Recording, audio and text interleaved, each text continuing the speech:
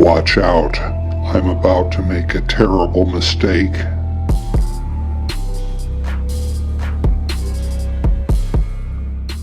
But first, a word from our sponsor. Suppose you want a website, but you're too cheap to hire a designer, even though they're not very expensive, and you're too lazy to learn WordPress, even though it's not very difficult. For you, there's Shtick, the totally generic website builder. A few drags, a few clicks, and a few minutes later, you've got a completely generic website that looks exactly like everybody else's, including your closest competitors.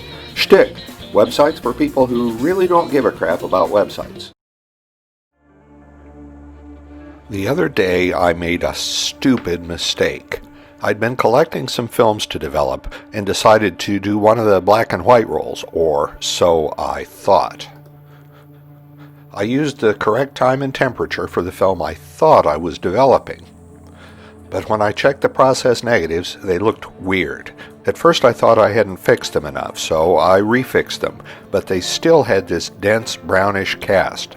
Finally, I wised up and checked the edge markings, and sure enough, I had been shooting Portra 160 color film, but I processed it as black and white. And you know what? It came out great!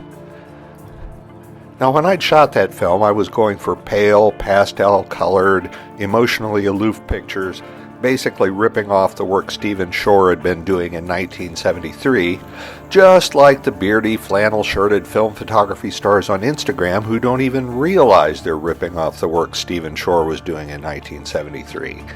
But instead, I found myself with alienated, angsty-looking black and white images, kind of like the Japanese photographers of the Portra movement. And I realized that for these images, I liked that better. It was more in tune with my mood when I shot them. Now, most of you won't like the pictures, so I won't talk about them very much. But considering that I'd made them by screwing up, I was really happy with the tonal range and the overall look.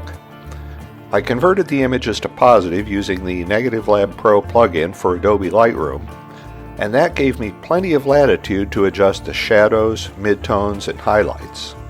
It was pretty easy to give the images exactly the quality I wanted, harsh and creepy, but still with a rich range of highlights and shadows.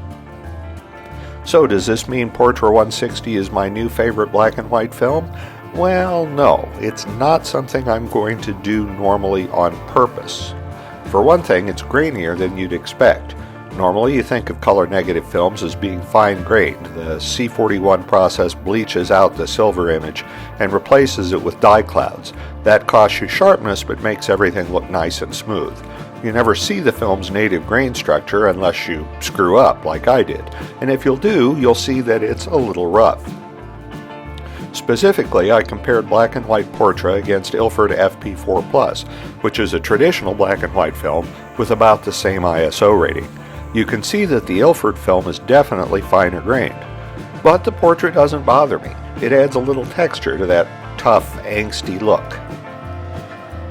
Another reason not to shoot Portra as regular black and white film is that for 120, it's generally going to cost roughly a couple of bucks more per roll.